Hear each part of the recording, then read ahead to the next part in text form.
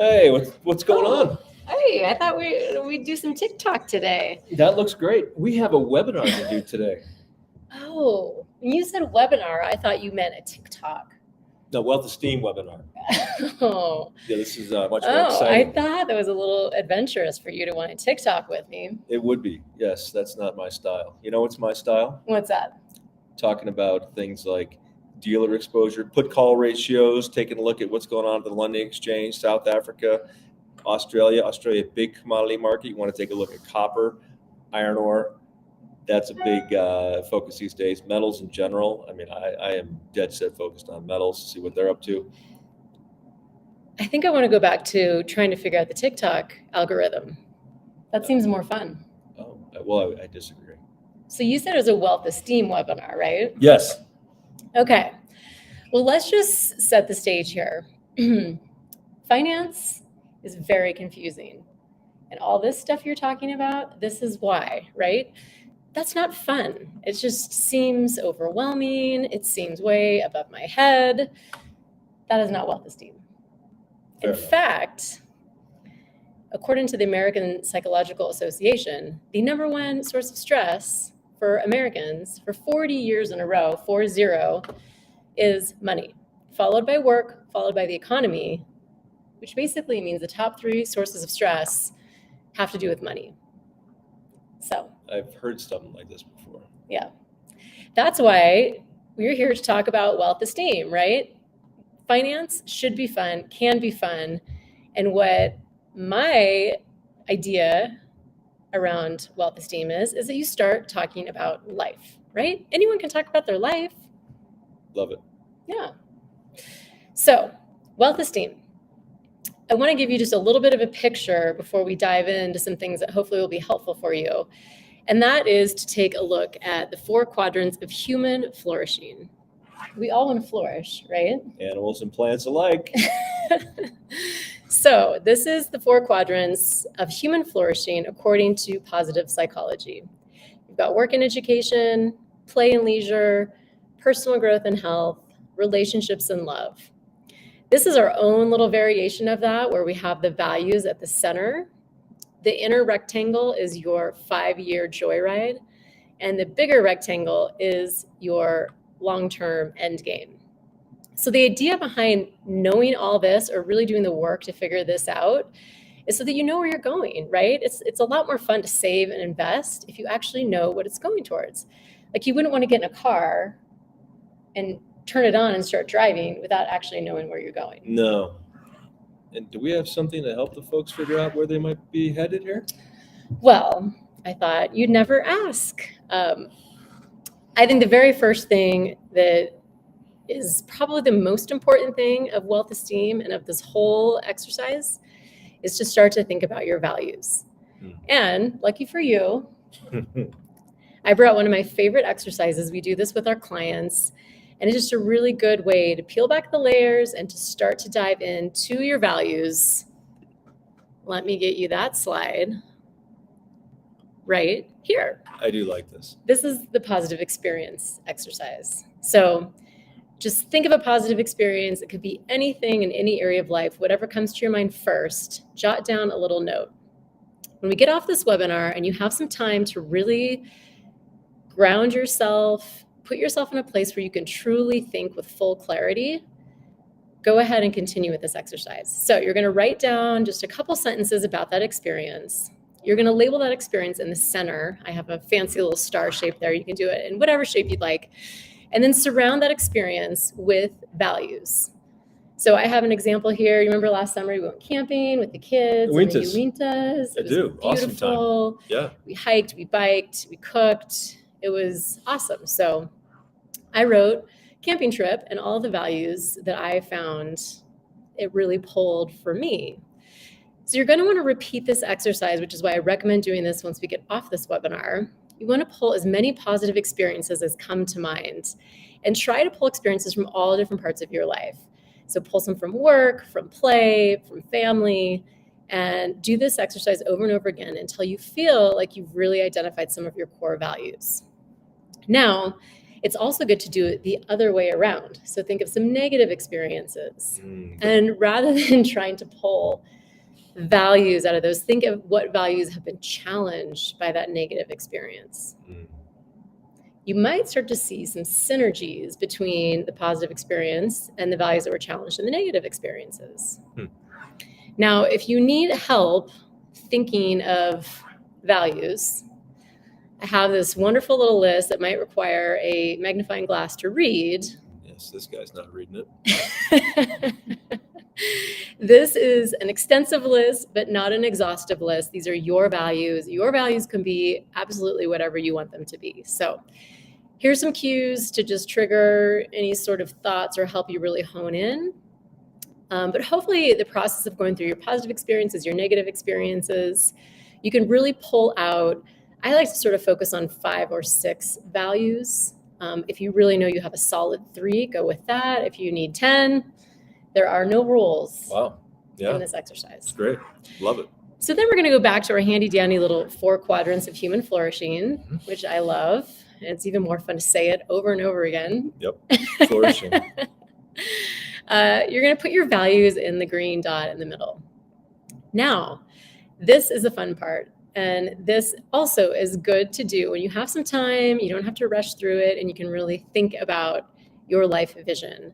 This is exciting stuff, right? You're thinking about your life vision. So you're going to write in those 4 quadrants your plan for 5 years. That's in the gray rectangle. You can itemize it out 1 through 5. You can write it just as general broad strokes, however you want to do it. The outer rectangle, those are your long-term plans. So things like, I want to retire at this age. I want to save for my kids going to college if you have young kids. I want to buy an RV and travel the world, whatever those things may be. It's the United States.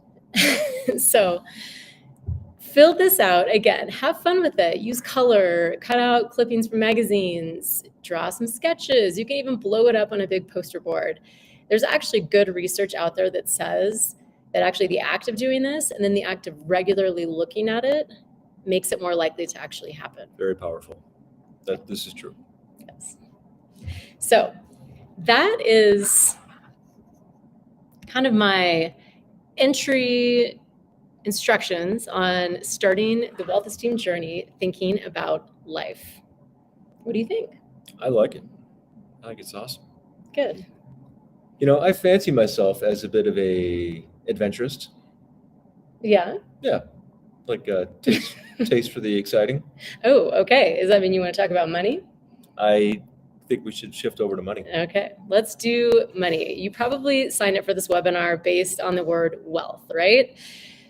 Most people attribute wealth to money. We think of wealth as a much bigger picture than just money. That being said, money makes the world go around. We all know that. We can't ignore it. We cannot bury our head in the sand. We're going to talk about money. And I think a good place to start is to really try to understand your core beliefs about money. How are you going to do that? I have an answer. Okay. So we at Grinnell Capital enjoy this assessment that was created by a behavioral psychologist, Dr. Dan Crosby. He created what's called the B520. It's a 20-question assessment. We use it with our clients. For the sake of today's webinar, I've given you a 1-pager Cliff Note version. You can sort of self-identify. These are 5 categories that they found. They looked at tons and tons of research about, with people in behavioral finance. And these are the 5 categories that cause the most tension within individuals, but also as couples. And so you can take a look at this. Communication, how comfortable are you communicating money to others or with your partner? Are you very direct, or are you more passive and indirect? Worry, how worried are you about money? Is it always on your mind all the time? You would be high on the scale. Don't worry at all. Life's gonna, money comes and goes. It's all gonna work out. That's low. Function. How secure are you? The planner who has dollar bills shoved under their mattress for the rainy day. You've got retirement figured out. You're set. You're probably more security focused. Are you the person that likes to fly by the seat of their pants, never know what tomorrow brings? That's more enjoyment focused. Orientation. Do you tend to think, I worked really hard, I earned all this money, it's my money? Or are you more community focused? People who are more community focused tend to not mind paying taxes. They tend to think more about the greater good. So think about that. And then lastly, how important is money in your life? Do you equate money with success? Or are you a little less worried? You feel more focused on purpose, relationships, experiences, that type of thing. So see where you fall on the scale. You can just make a little note or just think to yourself. You may also want to think about where your partner may fall on this. And there's no right or wrong, right? Absolutely everything is fair game. It just is an awareness exercise. Where might you be similar? Where might you be different? What sources of tension could be caused by your differences? And where might there be areas where you can really empathize and create understanding and common ground with your partner? It's real kumbaya. Maybe. Kumbaya, that's not a bad idea. All right. So once you've gone through this, it's kind of a soul searching exercise, a little bit of an awareness exercise. We'll get back to one of my favorite things. I love talking about values, right? Let's take a look at how your values align with your spending. So I have just quick little Excel spreadsheet up here. You can use any software programs like a QuickBooks. Most banks have ledgers you can download and print off. But go through your expenses, and not just your checking account, your credit cards, everything, everywhere you spend money, and start to go line by line and identify which values are associated with that expense.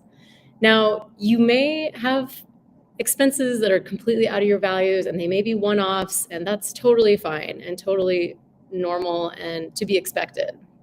But if you start to see a pattern of expenses that don't fit into your value system and may not be necessary, that's an area where you might want to start to think about fueling your savings, right?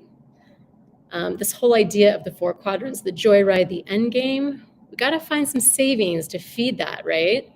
So this is just an exercise aligning your values with your spending. Where can you find some gaps and start to create what I like to call wealthy habits, right? What do you think? What do you think about all this? I love it. Wealthy habits. Would you like to talk about savings? Let's do that. So this is a slide that I like very much. This is something I've talked about with clients for quite a long time.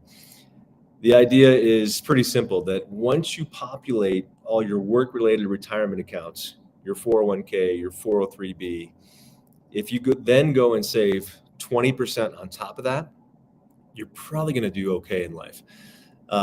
So to kind of put a little more granularity around that, the first thing you want to do after you populate those retirement accounts that are associated with the work, you want to take a look at an emergency savings fund. In general, that's 6 months of expenses that you set aside in case something goes on, you both lose your job, what have you, you've got that set aside, you're good to go. The next thing you want to take a look at is additional retirement type of accounts, traditional IRAs, SEP IRAs, Roth IRAs, things of that nature. After that, you go into short-term savings. Everyone's got a savings account. Now, a savings account they actually do something. They actually yield like 4%, 4%, what have you. So populate that short-term savings till you get to a point where then you can start to look at going into short-term investments. So get out of the savings account into an investment type of an account at a brokerage or what have you. That is a nice recipe for getting going in investing. I like it. Yeah. So one thing, just another idea on savings, we talked about aligning your values with spending. Another, I call this a savings bolt. But if you have an expense that just, for whatever reason, disappears, a beautiful little bonus check, right? Like your baby's out of diapers. We all know how expensive that is, especially when you're buying like the earth-friendly, whatever. Your car is paid off. You have a kid that goes off to college, although that could end up being more expensive. I'm not sure. But regardless, you get my gist. There's a regular expense that all of a sudden is no longer part of your ledger. take that money and instead of putting it right back into your checking account where we all know we're going to spend it, put that also in that short-term savings account that ultimately can feed your short-term brokerage account or your short-term investment account. So anyway, I call that a savings bolt. Oh, Back to my there you go. Yeah. So that makes me think of what I was thinking before. Now I'm thinking of it again, is that sense of risk. Yes.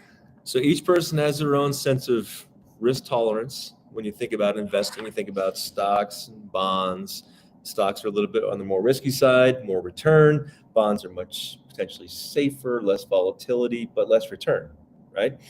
So to figure out where you fall in that whole category of things and what that blend of stocks and bonds might want to look like, first thing you need to do is take a little risk analysis.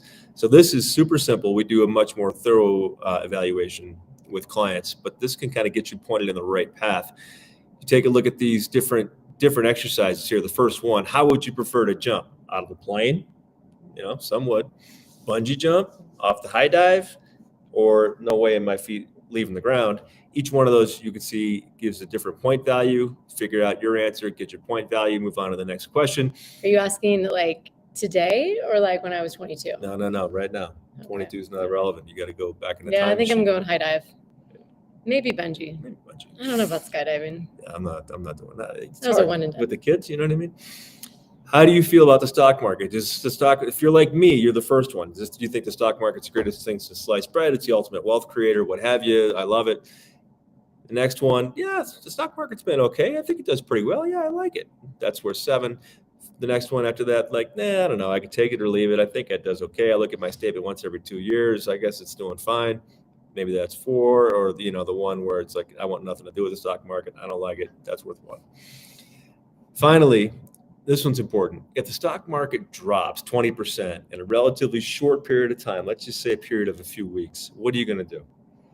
You put more cash to work and buying more stocks?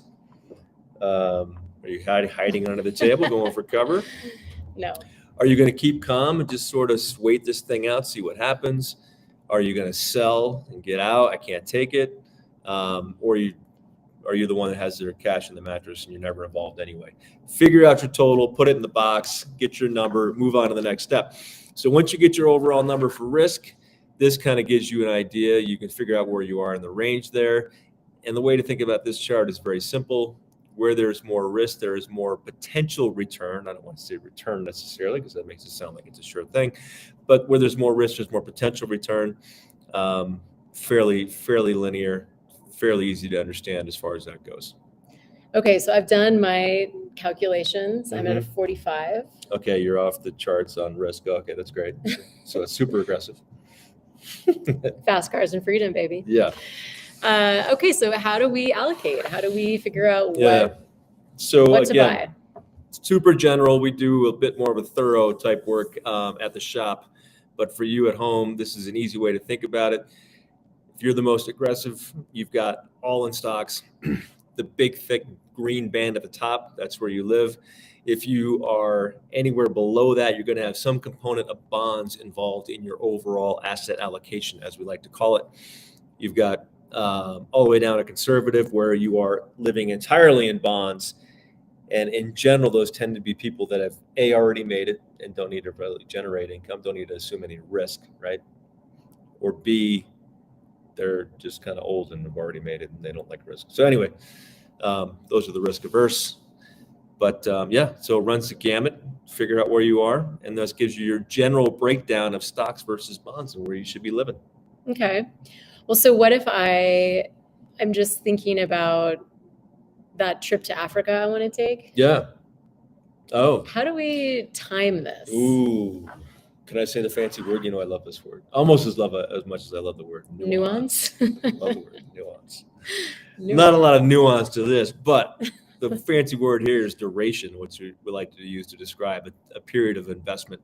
So trip to Africa, if you were looking to do that trip in 6 months, you're probably living in cash equivalent type investments. That's what that little black zone is there. So here you're looking at CDs, your high yield savings account, short-term treasuries, not a lot of volatility there, things of that nature. Pretty much not going to have any downside, going to have a little bit of yield, 3-4%, that type of stuff. Bonus question. Yes. You get extra points for this. Okay, I'm ready. If one wants to know what a CD is, or a stock, or a bond, or a fiduciary, or anything along those lines, financial terms broken down, made easy, where would they go? Oh, that'd be nice if you had that. You know what? That does exist. You know where that is? Where is that? Our website. Oh, 2 points. Back to the regular scheduled program. So after you've got something that's going to be a year in the making, then you can get into our little hourglass up there, kind of our sort of pie chart. That's a mixture of stocks and bonds. So maybe you're talking about 60% stocks, 40% bonds, because a one year out does allow you to get into some stocks so you can generate a little bit more return, make that goal happen for you. 5 years, now you're talking about going into your risk tolerance that we talked about before. So you can, if you are an aggressive risk person, you probably can do an aggressive allocation. 5 years is a pretty long period of time. And along that way, you are going to be going for a joyride goal. So you will be rewards of that investment to go towards your joyride, towards that toy, towards that car, towards that trip, whatever it is. And there you go there in terms of that green bar.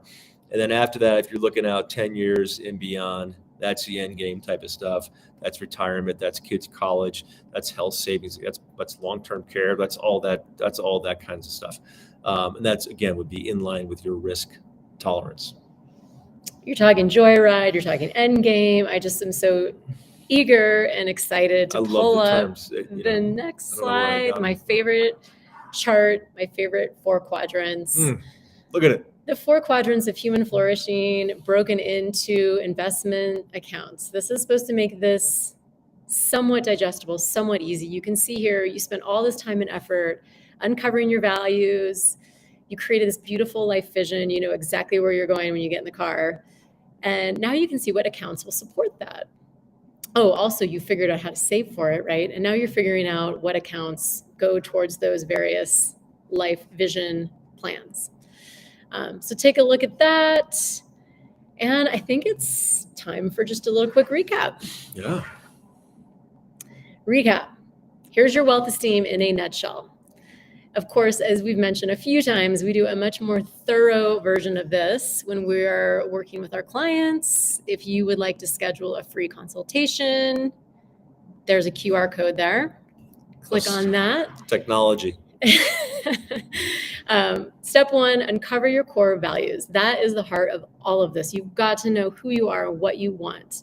Then you create your life vision using that beautiful 4 quadrant of human flourishing. We all want to flourish, right? Understand your financial... Nothing. I say plants and animals, but I love that joke. That's 2 for this webinar. Dad jokes. Hashtag dad jokes. All right. Understanding your financial beliefs, your behaviors, aligning your values to your spending, seeing where you might be able to pull off some of that money towards saving.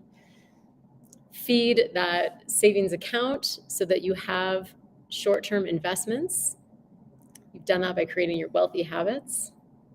And then lastly, you've got your purposeful investment strategy that supports your joyride, your end game, all the things, right? Love it. Love it. Here is where you can find us. A few more little tidbits. We have a wealth of knowledge we talked about on our website that's got a bunch of videos. We'll be adding more and more to that. Grinnell Capital, that is our registered investment advisory firm. We offer full service financial planning as well as wealth management.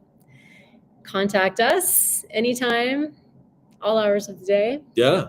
If it's after 8:30 p.m., make sure you email him. I'll be asleep. Instagram, LinkedIn. What else? What am I forgetting? Nothing. Enjoy the journey. Joyride. The joyride. And it wouldn't be a financial presentation without disclosures. Do you want to bring us out with a TikTok dance? I think we'll spare the people that one. At least give me a little like, oh yeah. You saw it here first, people. He's a TikToker. Yes.